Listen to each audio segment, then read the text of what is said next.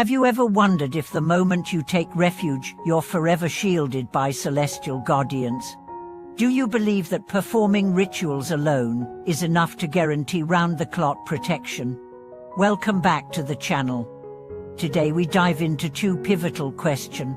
First, whether taking refuge really summons guardian deities to watch over us, and second, how we can cultivate a genuine bond with these protectors so their safeguarding power truly manifests. In traditional Buddhist accounts, it is said that upon taking the three refuges, 36 dragon heaven deities come forth to protect the Dharma and those who uphold its precepts. Yet, crucially, these guardian deities safeguard the integrity of the Dharma, not our personal whims. Should a practitioner violate precepts or stray into unwholesome conduct, the protective presence swiftly withdraws. Next, I share from canonical sources the roster of major guardians and their specialist functions, such as Chan Guan, the deity over illness, and Shan Ming, protector against headaches, and then illustrate through modern case studies how steadfast observance, sincere ritual, and daily practice form the very law foundation that keeps these guardians by our side. But first, let me tell you a story from an ancient monastery. A devotee wrote to an elder, perplexed why, despite years of refuge and daily recitation, he still suffered a devastating car accident and severe financial loss. The elder gently revealed that although the devotee's outward practice appeared diligent, his heart had been poisoned by gossip and harsh words toward his own family. Because his conduct violated basic precepts, the guardian deities departed, and calamity ensued. Only when he truly repented, rededicated himself to the 5 precepts, and purified his intentions, did he again sense a quiet but powerful protection, and his life gradually regained peace. Stay with me as we unpack the 3 essential qualities for creating enduring affinity with guardian deities, explore practical daily methods from hand seals and short guardian mantras to collective online ceremonies, and reveal the profound symbolic transformation that allows these deities to become inner qualities of steadfastness, compassion, and swift insight. Following the ancient texts, the roster of the 36 guardian deities is meticulously defined, each entrusted with a specific sphere of protection. For instance, the deity known as Shan Guan presides over illness, swiftly dispelling disease from body and mind, while Shan Ming is Iriscufix Iris Kates Eris Naishde specializes in alleviating headaches and mental fog. Others include the guardian of ignorance, who cuts through delusion, and the guardian of desire, who restrains unwholesome cravings. Collectively, these deities form a celestial battalion, ever vigilant against any breach of precept or wavering of faith. Yet, their true role is not to gratify personal ambitions but to uphold the purity of the Dharma. Should a practitioner violate even a minor precept, speaking harshly of family members, harboring greed, or indulging in false speech, this protective host will immediately withdraw, leaving the practitioner exposed to the full consequences of unwholesome actions. Consider the case of the lay devotee who, despite years of refuge and daily recitation, suffered catastrophic losses in a car accident.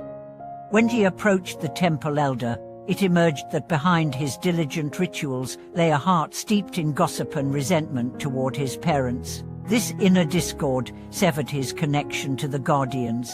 Only after sincere repentance, strict observance of the 5 precepts, and a wholehearted recommitment to purity of conduct did he feel once more the steady warmth of protection, and life's misfortunes rapidly subsided. From this emerges the first of 3 indispensable qualities for genuine affinity with guardian deities: an unwavering, heartfelt vow of refuge, not a fleeting attraction or transcational hope, but a profound, unshakable faith in the 3 jewels. Second is the resolute determination to uphold the precepts in every thought, word, and deed, whether large or small. Third is diligent daily practice, recitation of sutras, meditation, acts of generosity such as dana and life release, through which one cumulatively builds the or foundation that sustains the guardian's support. In practical terms, even brief moments can be sanctified. When distress arises, a simple sitting in quiet recollection of one's initial vow, forming the guardian seal with one's hands, and silently chanting a short mantra, be it the four great heavenly kings Deities or the Vara Guardian's mantra, can instantly re-anchor the mind and renew devotion. Visualizing the deity's majestic form as though before you deepens this bond, so that when genuine peril strikes, the mind remains undaunted. However, faith must be continually replenished.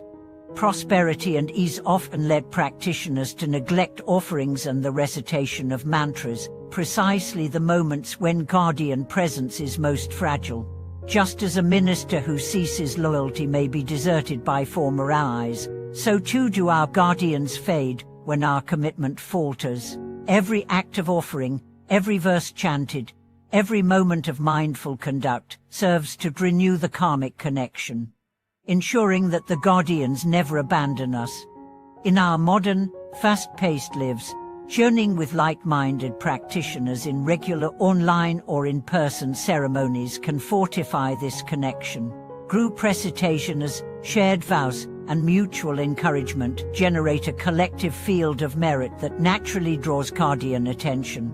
Hearing others' testimonies of blessings received is like finding warmth around a communal fire on a cold night. Our own resolve is rekindled each time we witness their experiences.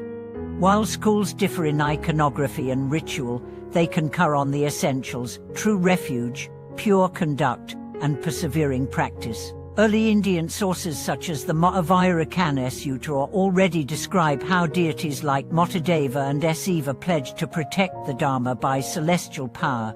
In Chinese Buddhism, these figures were localized into the four heavenly kings and attendant bodhisattvas at temple entrances, each symbolizing a facet of inner resolve: sword-wielding courage to cut through ignorance, Pippa playing harmony to soothe turbulent emotions, and wheel-holding steadfastness to turn the Dharma wheel with firm intention. Varavayana traditions further emphasize direct, experiential connection through empowerment as and Samaya vows. After receiving initiation into the wrathful guardian Varapni or the peaceful four great kings, practitioners may genuinely perceive these forms in inner vision, feeling their force dissolve doubt and protect clarity of mind. Ultimately, the most mature practitioners transform the guardian's external depictions into inner qualities. Avalokiteshvara's boundless compassion becomes our own empathy. Virapanji's unshakable resolve becomes our courage in adversity. The heavenly king's swift vigilance becomes our prompt attention to ethical conduct. In this way, protection is no longer dependent on external figures, but arises spontaneously from the purified mind itself. As you walk the path of refuge, remember that each mindful breath, every act of kindness, and every sincere recitation is both a gesture of devotion and a renewal of your karmic bond with these celestial guardians. May this understanding inspire you to cultivate unwavering faith, impeccable conduct, and joyful diligence, so that in every circumstance, guardian presence is not a remote promise, but a living reality within your own heart.